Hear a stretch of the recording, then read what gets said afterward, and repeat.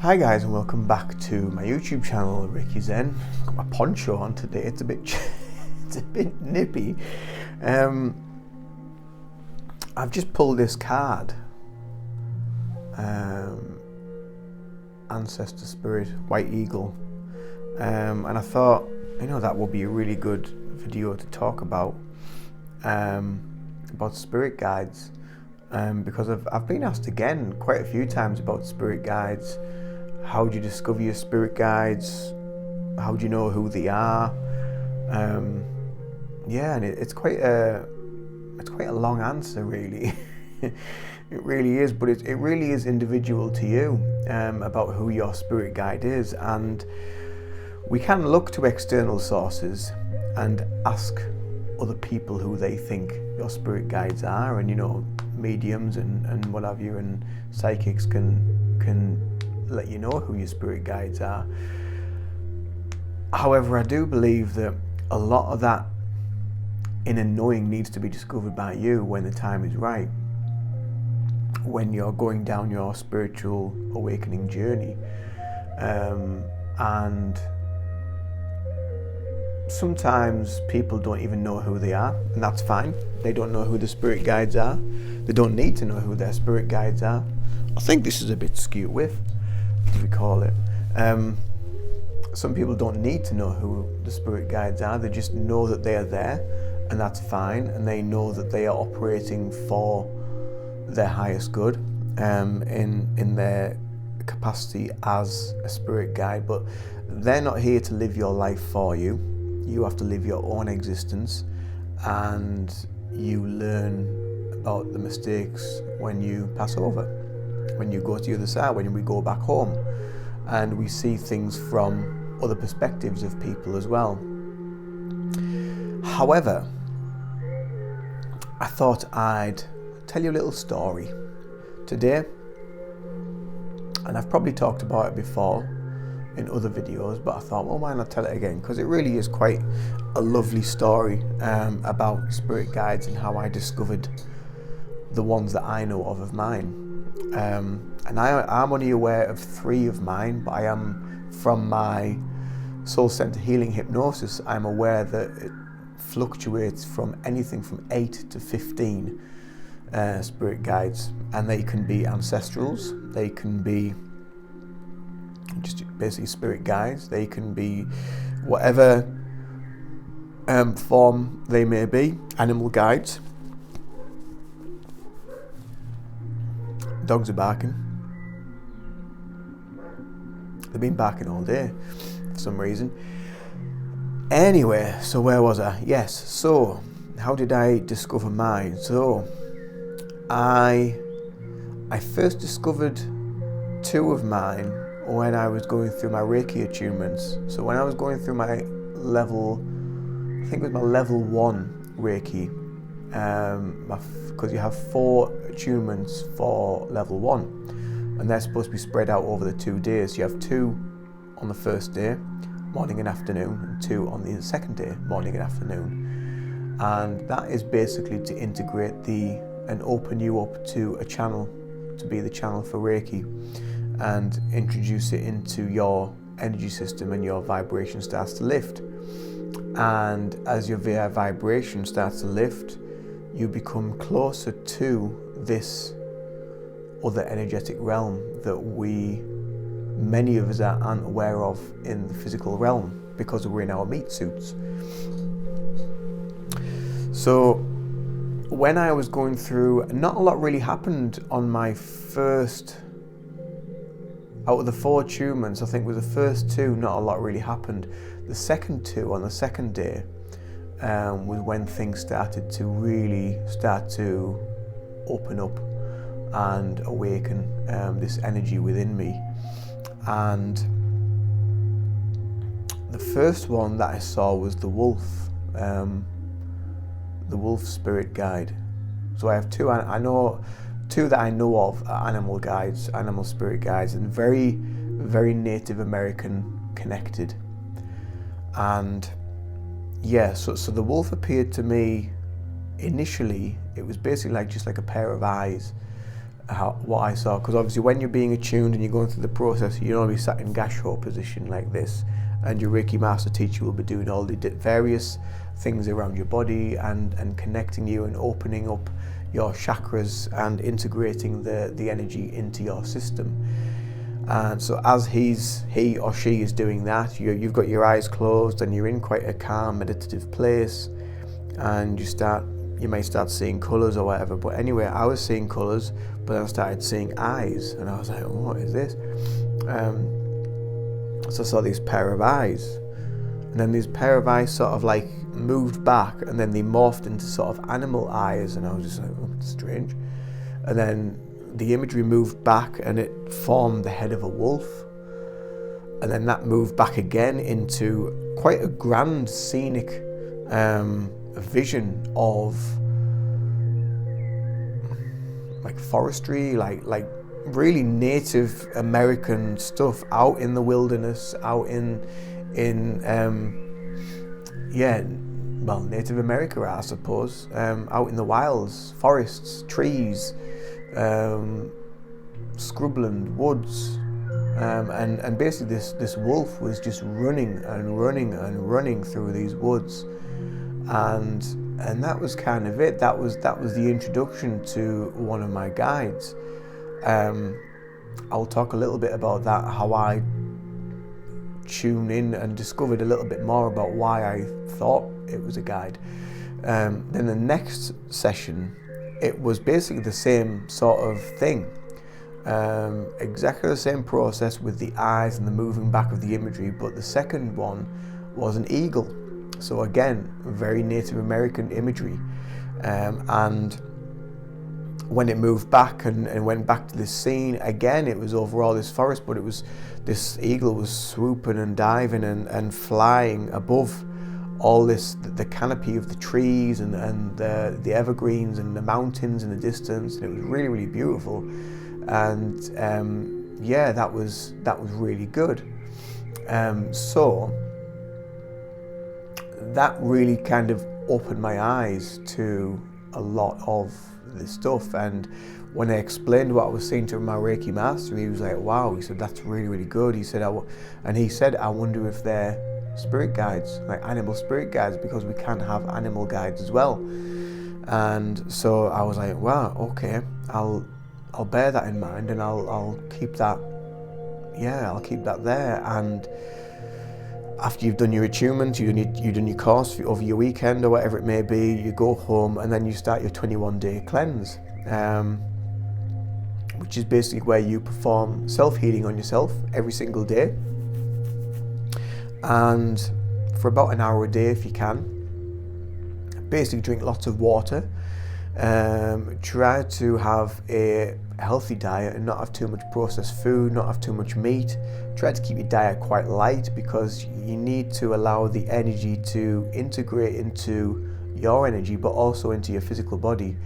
And what can happen during this process, as you are leveling up your energy, you can get colds, you can get flus, you can get fevers, you can get aches and pains, you can get muscle cramps, twitches, you can go to the toilet a lot, you may have diarrhea, you may vomit, you may have a calling not to eat meat at all, and that's also fine. That's part of the Reiki energy. It's telling your body what you need to do to heal and get over everything, because what the Reiki is doing is, as it is integrating into your body and integrating into your system, it is healing you level by level, and things that become unpicked and like the layers of an onion become unpicked and unpeeled, they become exposed, and you heal level by level. And it really, really is a beautiful process.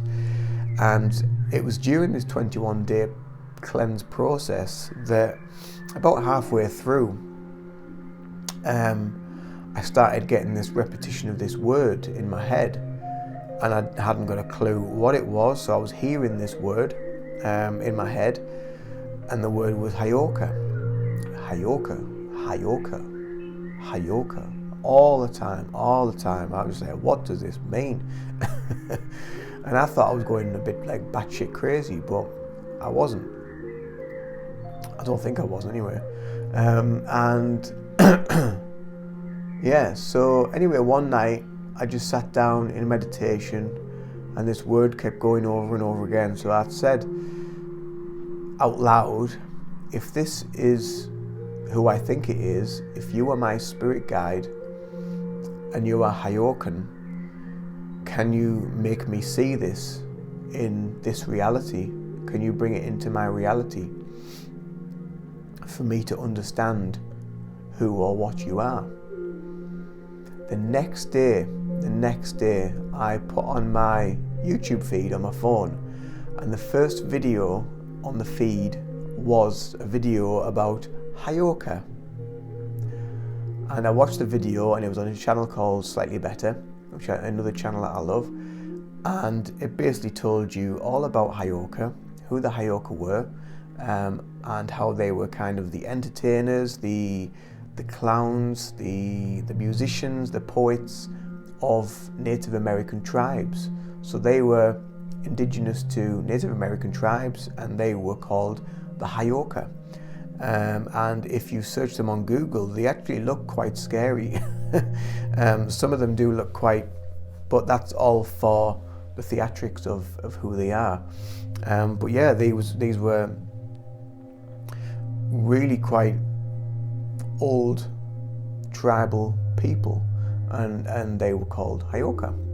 And like I said, that they were from my understanding, they had Hayoka in every tribe, because every tribe had someone that was the musician, was the entertainer, was the joker, was the poet, the artist, whatever they may have been. But there were also warriors as well, but they played the role of the entertainer, of the clown, of the jester. And yeah, so that was the next day, and I was just like, wow, thank you. So always give gratitude, always say thank you. And then I started hearing another word, and I was like, oh, not again.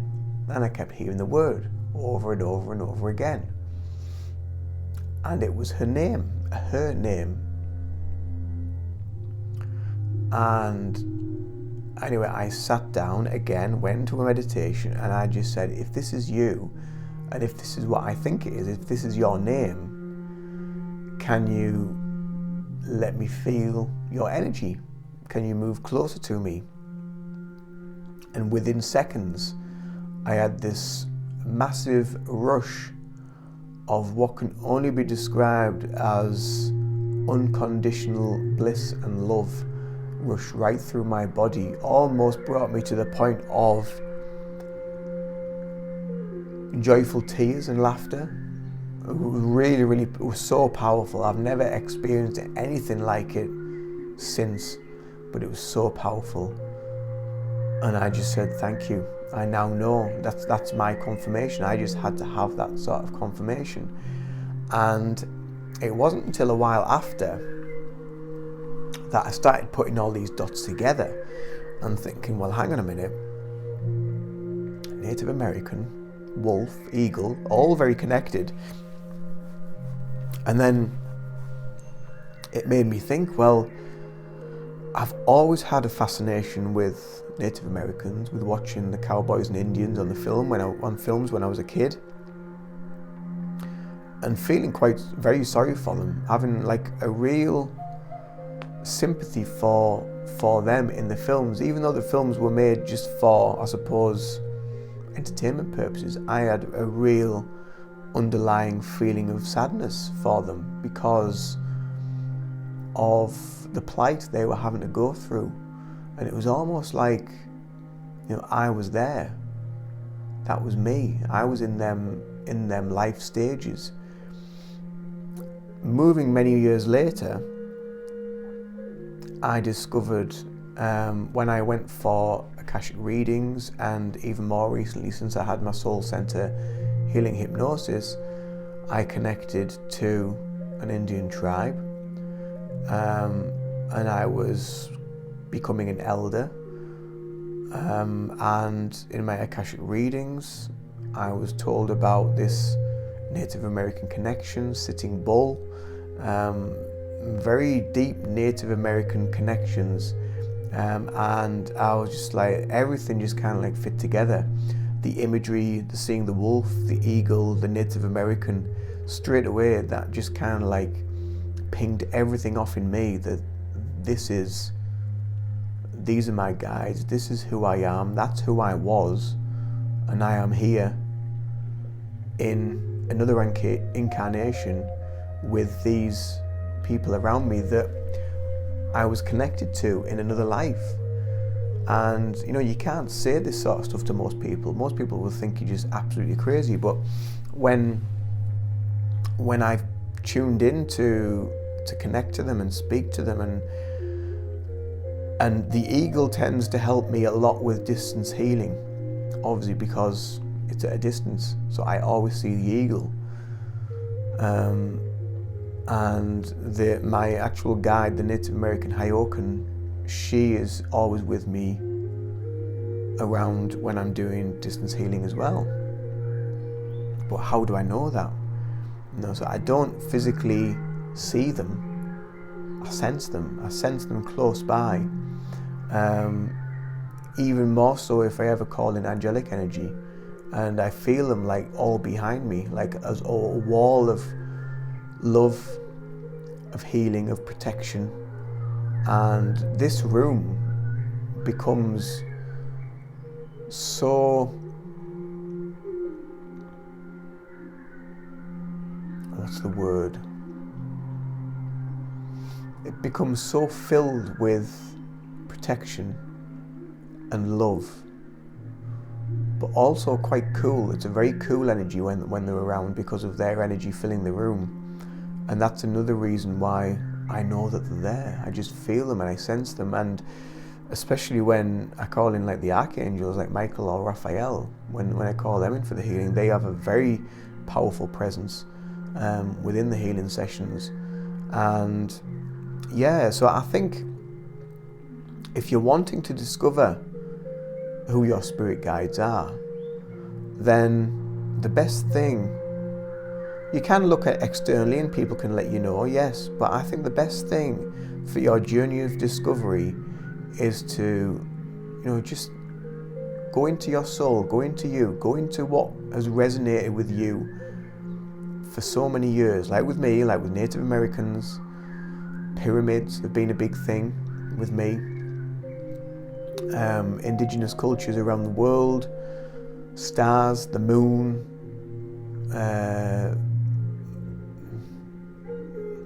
just space in general. And then you come to learn that you're actually a starseed and you're not of this realm, you don't belong on Earth, and you have a calling to go back home. However, we're all here for a reason, and we're all here to develop, to level up. Most people on Earth aren't of Earth, aren't Earth spirits. Most people are from elsewhere, but there are a few Earth spirits here. So yeah, it's really, really interesting. It's quite deep. It's very connected. It's very connected to you, and as part of your, I suppose, spiritual progression, it is something that you can do. You can speak to them. You can give them permission to work alongside you, to work for you. But you need to call them in. If you want help from them, call them in. And make it clear that you only want them there for your they will only work for your highest intention anyway. However, just make it clear, because other things do listen in as well and can pretend to be something else. But you will usually get a feeling if it's something that's benign or not.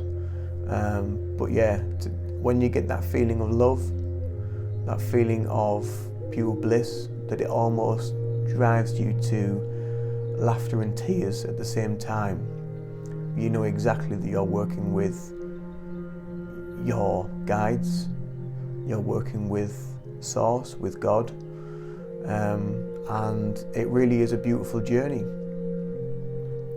So go within, really tune in to yourself and look at things that you've been fascinated by since youth, since a young age, and the answers will be there. I trust you, I guarantee it. And as well, you can look for guidance, go and see a medium, go and have an Akashic reading as well. Akashic readings are really, really good to discover yourself, to discover who you are, where you were, and sometimes having that information can open things up for you to discover a little bit more about you, where you've been, where you're going, and what you need to do that a little bit more.